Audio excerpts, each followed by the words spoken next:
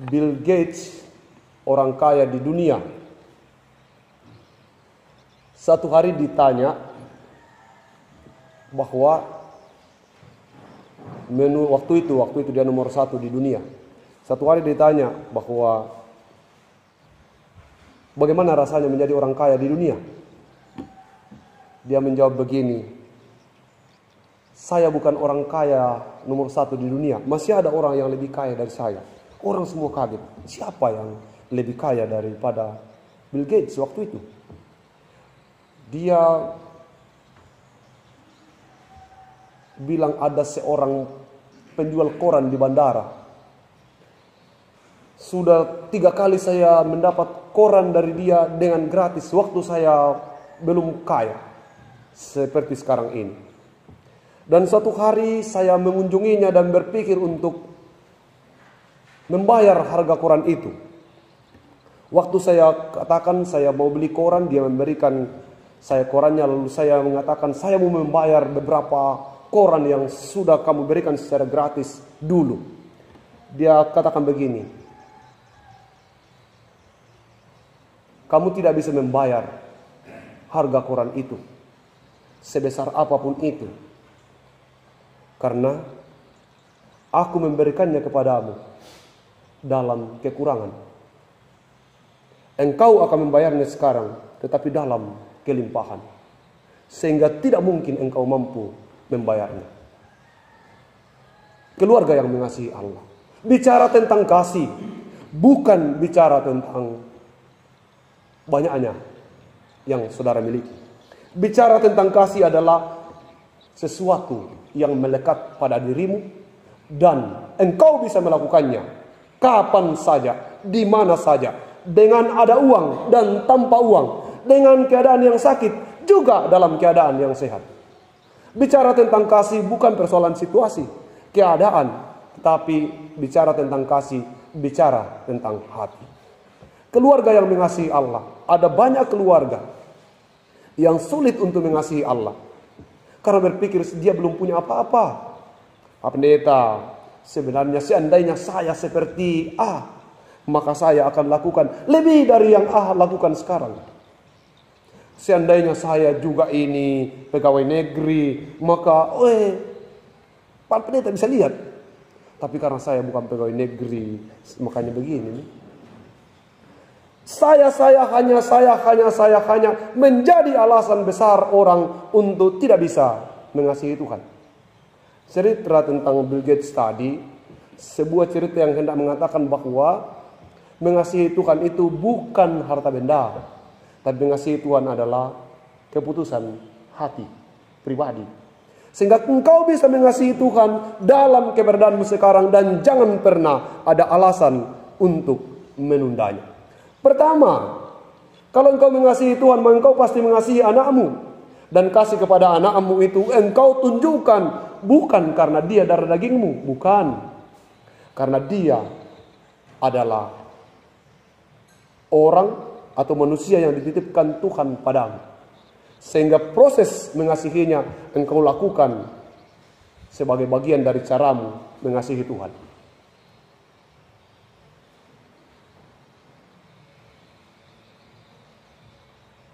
Ada banyak orang tua yang tidak memahami anaknya.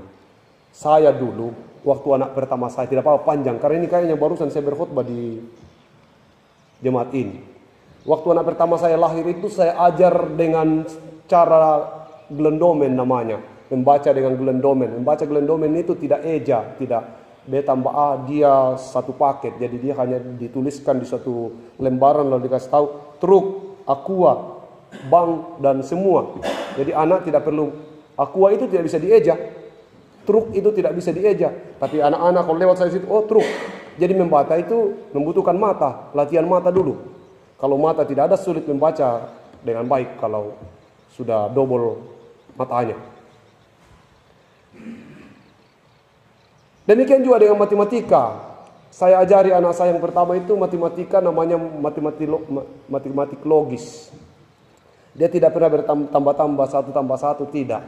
Dia dibikinkan titik-titik merah di suatu kertas lalu diperhadapkan kepadanya, ini 100, Ini 150, ini 200, ini 500, ini 7, ini 8. Jadi dia hanya melihat sesuatu, dia sudah tahu, dia hitung dengan melihat menggunakan matanya. Tapi kemudian ketika dia masuk SD, dia bermasalah karena tidak sedemikian pelajarannya. Lalu dia berubah dan memang saya ternyata salah. Dia bukan tipe anak yang punya kecerdasan matematik dan language. Karena itu anak punya 9 jenis kecerdasan. Ternyata anak saya itu kecerdasannya adalah kinestetik.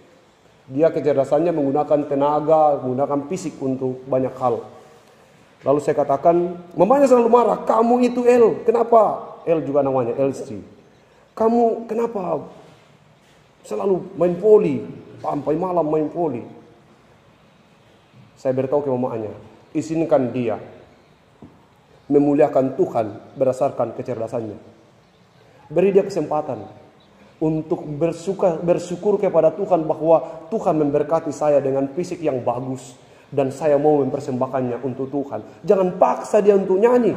Dia bukan tipe musikal, dia bukan tipe natural mungkin, karena ada itu kan 9. Ada musikal, ada matematika, ada language bahasa, ada natural, ada ibu-ibu itu yang suka sekali sama bunga. Jangan dimarahi itu. Izinkan dia mencurahkan rasa cintanya, rasa kagumnya kepada Tuhan dengan bunganya. Ada ibu-ibu yang suka, ada bapak-bapak yang suka pelihara ayam. Dia pelihara dengan luar biasa karena dia tipe natural. Dia ingin bahwa alam ini terjaga dan seterusnya. Ada ibu-ibu, ada orang yang suka nyanyi. Karena nyanyi itu bagian yang dipersembahkan sebagai kecerdasannya dari Tuhan. Ada yang kemudian berolahraga. Olahraga itu dijadikan sebagai persembahan. Jangan katakan kamu tidak bernilai karena kamu tidak bisa bernyanyi. Aristoteles mengatakan bahwa jangan paksa ikan untuk berenang. Jangan paksa monyet untuk berenang dan ikan untuk memanjat. Kenapa saya katakan ini? Karena keluarga yang mengasihi Tuhan itu adalah keluarga yang paham bahasa kasih dan kecerdasan keluarganya. Kita sering tidak suka terhadap anak kita karena kita tidak mengerti. Kita mau anak kita menjadi pemain bola. Anak saya yang kedua saya berpikir akan jadi pemain bola. Karena apa? Karena ya bapaknya pemain bola dan seterusnya. Tapi ternyata dia lahir menjadi anak yang language. Anak yang hanya bisa bahasa. Kecerdasannya pada bahasa dan matematika. Saya katakan biarkan dia menjadi dirinya sendiri. Mengasihi orang itu adalah membiarkan orang itu menjadi dirinya sendiri. Itu yang pertama.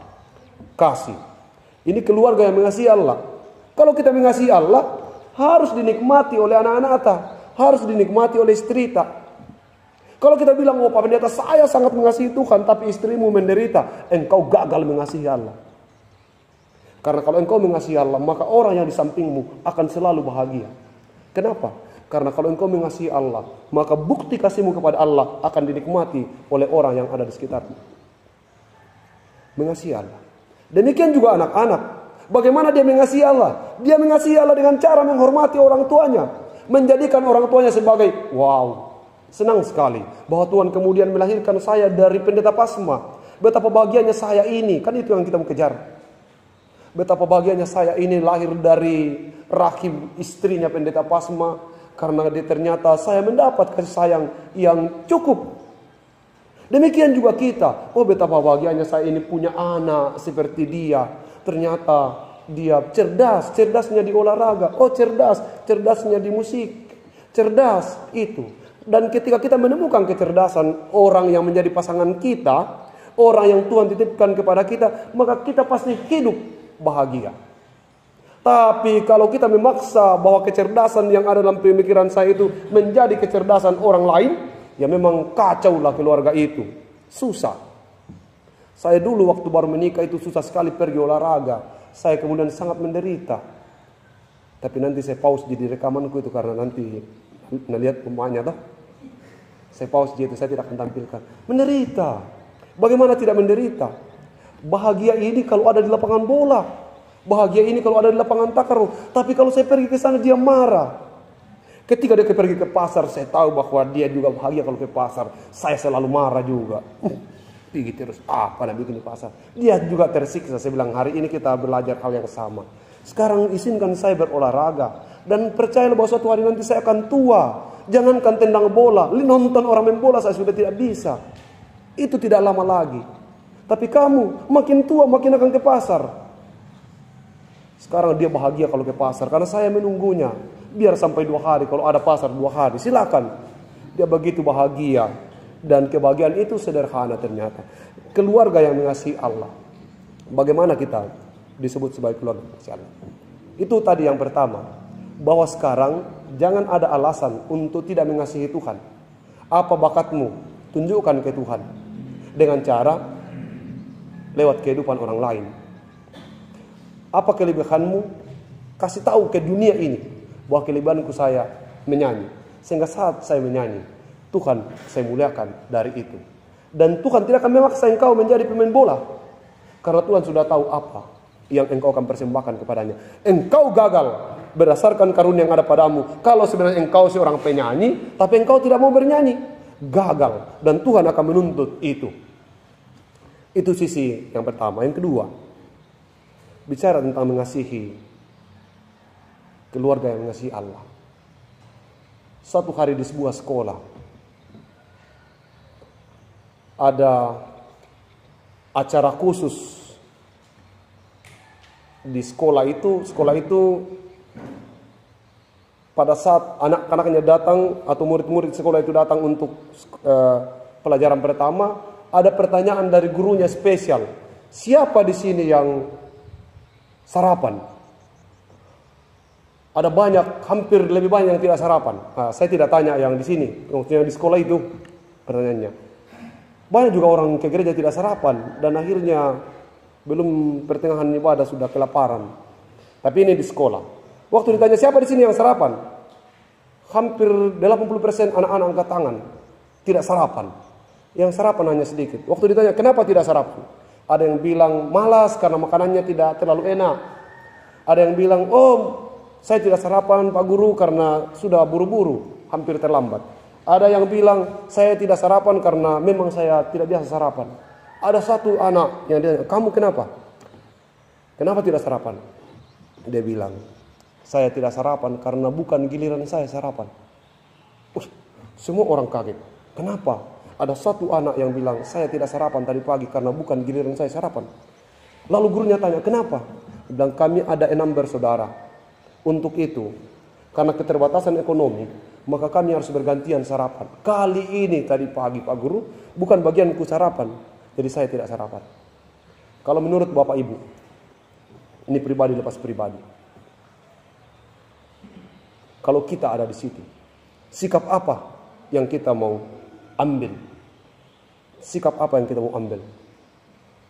Ini pribadi lepas pribadi. Keputusan kita sekarang itu sebenarnya menentukan kualitas kita mencintai Tuhan atau tidak. Kalau kita bilang, biarkan kau tidak sarapan. Kalau kita bilang, wah sebenarnya mungkin ini kasihan sekali ya. Maka itu ukurannya. Ukuran bagaimana kita menjadi peduli. Kepedulian kita terhadap sesama menjadi bukti kepedulian kita terhadap, menjadi bukti cinta kita kepada Tuhan. Keluarga yang mengasihi Allah itu adalah membuktikannya di dalam hidup sehari-hari. Keluarga yang mengasihi Allah itu adalah keluarga yang saling menghormati, keluarga yang saling menghargai. Dan kalau anak-anak menghormati orang tuanya, maka Alkitab mengatakan panjang umurmu di bumi. Dan kita juga orang tua, jangan bangkitkan amarah di hati anak-anak kita. Sering ada 5 bahasa kasih. Di antaranya adalah ada anak-anak, dan bukan cuma anak-anak, semua, istri-istri juga begitu, yang selalu ingin dipuji, bagus. Walaupun pekerjaannya tidak terlalu bagus, katakan saja, bagus Pak, bagus. Siapa, bagaimana lagi? Istri saya kalau menjahit itu, dia selalu berusaha menjahit yang terbaik, dan saya tidak pernah bilang, ini jelek. Yang begini, saya bilang ini bagus sekali. Dan saya tahu bahwa mungkin dari semua jahitan yang kamu buat ini yang terbaik. Jadi kalau ada yang saya inginkan, dia segera. Tidak susah kok. Tapi jangan suka bilang ke istri, "Ai, apa kamu itu? Apa ini masakanmu? Ini." Kasihan dia. Siapa lagi yang akan menghargainya? Siapa lagi yang akan memujinya kalau bukan kamu? Dan percayalah bahwa semua orang ingin dihargai, ingin dipuji. Ada juga tipe orang yang layanan. Ada istri itu marah sekali kalau tidak dimakan, kalau dia memasak. Wah, kita sudah setengah mati masak ya. Coba perhatikan istri tak. Kalau ada begitu, atau ada suami tak begitu, marah sekali. Ada juga tuh suami tidak enak kopi kalau bukan istri yang bikin. Karena bagaimana kita mengasihi Allah harus dibuktikan dikasih dalam rumah tangga. Susah sekali mencintai dan mengasihi Tuhan. Susah bicara bilang, "Saya Pak Pendeta, pokoknya rajin sekali ke gereja." Betul, setuju. Tapi saya pulang dari gereja karena engkau tidak chemistry-mu dengan istrimu tidak kena. Engkau tidak tahu cara mesede. Karena ada perempuan yang disede. Disede baru senang. Dan jangan rugi, jangan merasa rugi dengan itu. Lakukan itu. Karena dia akan bahagia dengan itu. Ada juga perempuan yang bahaya ini, yang tipe hadiah. Toh? Kalau pergi-pergi kemana-mana, marah sekali kalau tidak ada apa-apa dibawa datang. Wah, yang aku pergi lagi. Tapi kalau biar cuman apel-apel saya dibawa pulang, oh dia bahagia sekali. Ada itu. Tidak, tipe hadiah ini juga tidak termasuk dalam kategori besar tapi baru mau. Toh? Biar cuma penja-penja dibawa datang. Kalau datang ke rumahnya pendeta pas semua jalan-jalan, enggak bisa gitu. Tipe itu, karena itu bagian dari penghargaan. Ada juga tipe perempuan, tipe orang namanya sentuhan. Toh, kita lihat ada itu keluarga yang suka baku kutui. Tipe itu namanya tipe sentuhan. Dia merasa disayang. Anak-anak juga begitu. Ada anak-anak, oh tidak bisa tidur kalau tidak digaru. Toh? Ada juga suami begitu, tidak bisa tidur kalau tidak digaru.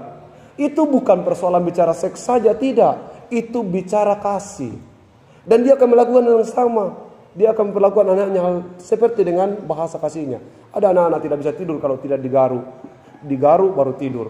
Kalaupun sebenarnya tidak terlalu penting, tapi itu namanya bahasa layanan.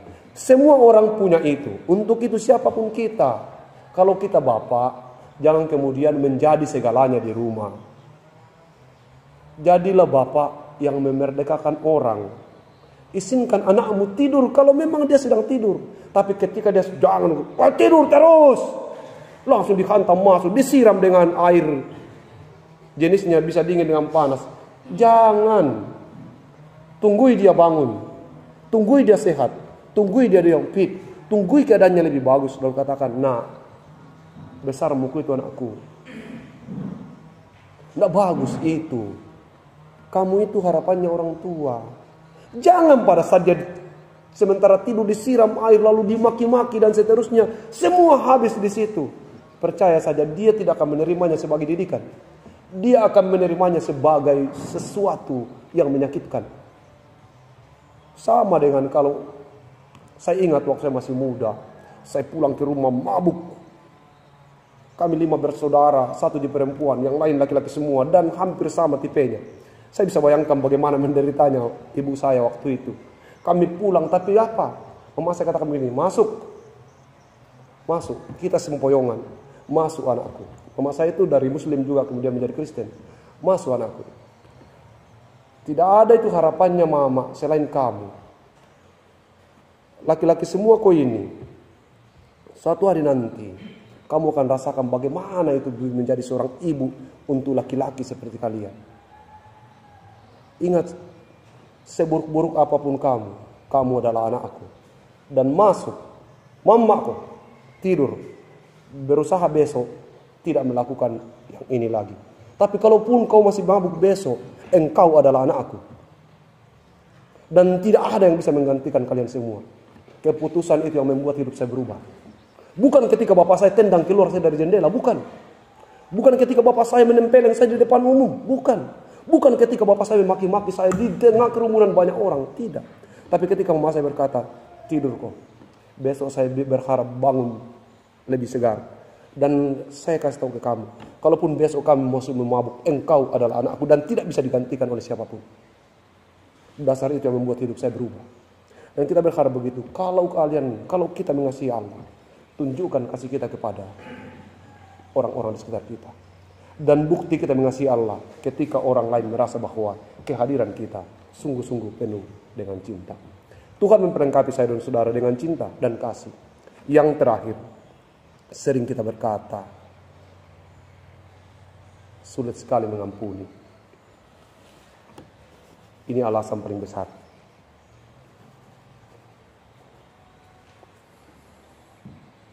Sulit sekali mengampuni. Alasan sulit mengampuni adalah dia terlalu jahat. Tapi hubungan kita dengan Tuhan katanya baik. Tapi ada orang yang dibenci. Ada orang yang tidak disukai. Bahkan rencana sampai seumur hidup. Sampai mati saya tidak akan pernah mengampuninya. Bertobat. Mulai hari ini tidak ada orang yang dibenci. Kalau engkau mengasihi Tuhan, maka Tuhan lebih dulu mengasihimu. Dan orang yang sedang engkau benci itu adalah orang yang dikasihi Tuhan. Sehingga dengan begitu, kita menjadi rugi kalau membenci orang lain. Bayangkan, saya benci seseorang. Saya benci bapak tua. Satu hari saya ke pasar, ada ratusan orang di pasar. Tapi melihat kehadirannya, saya langsung katakan, ada lagi ini orang. Padahal dia hanya satu orang. Dia merusak begitu banyak orang yang seharusnya kehadirannya menjadi hal yang menyenangkan bagi saya. Untuk itu kebencian merusak segalanya. Apa yang harus kita lakukan? Apapun kesalahan orang, ampuni dia. Dan dia tidak boleh merusak sukacita di hatimu. Kalau engkau mengasihi Allah, maka engkau tidak akan memiliki musuh. Engkau tidak akan memiliki kebencian kepada siapapun. Keluarga yang mengasihi Allah dilihat dari kehidupannya setiap hari. Kalau istrimu sudah bahagia bersama dengan engkau, percayalah engkau mengasihi Allah. Kalau anak-anakmu sudah bahagia menjadikan engkau orang tuanya, percayalah bahwa engkau mengasihi Allah. Kalau istrimu, suamimu merasa disanjung dan dibahagiakan, kalau istrimu menjadi ratu di rumahmu, maka itu bukti engkau mengasihi Allah. Kalau suamimu menjadi raja di rumahmu, itu bukti engkau mengasihi Allah. Kalau anak-anakmu menjadi putri dan pangeran di rumahmu, itu bukti engkau mengasihi Allah. Dan kasih kepada Allah bukan mengizinkan dia melakukan dosa, tidak. Tapi menuntun dia untuk melakukan kasih terhadap Tuhan dan sesamanya.